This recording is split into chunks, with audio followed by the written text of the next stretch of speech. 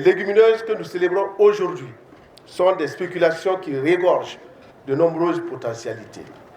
Elles sont cultivées par 69% des ménages agricoles ruraux et génèrent des revenus non négligeables pour ces ménages, notamment pour les couches vulnérables, spécialement les femmes. Face à la pauvreté de nos terres agricoles, les légumineuses constituent une voie de rotation des cultures et jouent un rôle agronomique important par leur capacité à fixer l'azote atmosphérique. Elles disposent d'un ensemble de nutriments indispensables au bon fonctionnement de l'organisme et produisent également du fourrage de qualité pour l'alimentation du bétail. De ce fait, elles constituent une bonne option pour l'atteinte de la sécurité alimentaire et nutritionnelle de nos populations. Cette journée vise à identifier, en plus du défi sécuritaire, les multiples contraintes socio-économiques auxquelles fait face le développement des légumineuses dans notre pays afin d'y apporter les solutions idoines. Le gouvernement et ses partenaires envisagent de mettre à la disposition des producteurs, surtout les personnes déplacées, 1346 tonnes de semences certifiées de légumineuses. Des comptoirs d'achat ainsi que des unités de transformation feront partie également des mesures d'accompagnement à l'endroit des producteurs. Ces soutiens devront permettre de passer d'une production de 1 107 000 tonnes en 2018 à une production de 1 500 000 tonnes pour la campagne 2020 à venir.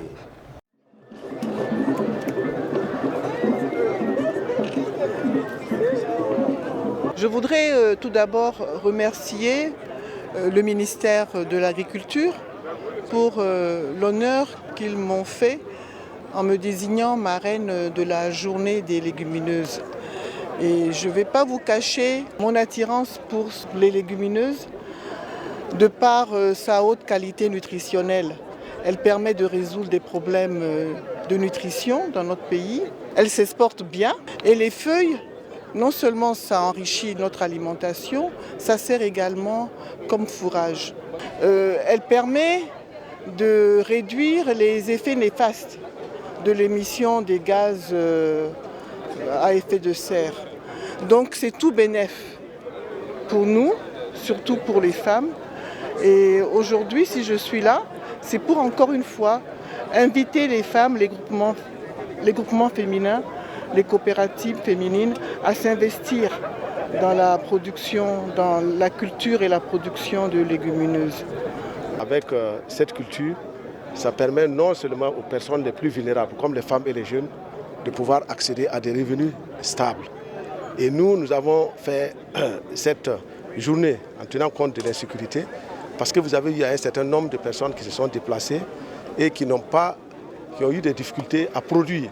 Mais dans les zones où ils se sont installés, nous avons vu rapidement les producteurs terriens qui ont permis de donner des terres et nous avons produit des légumineuses. Et ces légumineuses ont permis à ces déplacés de pouvoir produire pour leur consommation à cause de la protéine végétale qu'il y a, mais également pouvoir vendre pour avoir des céréales. Et je voudrais vous dire que chaque année, c'est près de 4 milliards de francs CFA qui est engrangé pour le Burkina à partir des légumineuses. Donc vraiment c'est une spéculation qui a besoin de plaidoyer, de lobbying. C'est pourquoi nous avons voulu que la première dame puisse vraiment s'impliquer, et elle s'implique davantage parce qu'elle est à l'origine de l'institutionnalisation de la journée mondiale des légumineuses, parce qu'elle a persévéré, elle a vu les Nations Unies, et tout ça a permis de pouvoir instituer la journée mondiale des légumineuses dont nous fêtons la 2e édition. Là, il s'agit d'un comptoir d'achat pour le Niébé, d'une capacité de 500 tonnes, qui a été réalisé dans le cadre d'un programme du ministère de l'Agriculture qui est financé par la coopération danoise et avec la mairie de Réau. Donc vraiment c'est une co-construction entre la mairie et le ministère pour réaliser cette infrastructure de près de 145 millions de francs CFA.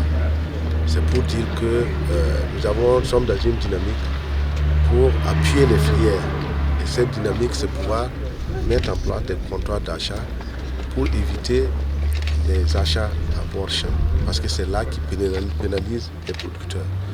Aussi, l'organisation, la construction de ce comptoir d'achat va permettre aux acteurs de mieux s'organiser, de mieux se rencontrer, de mieux discuter et que chacun avec dans un principe gagnant-gagnant.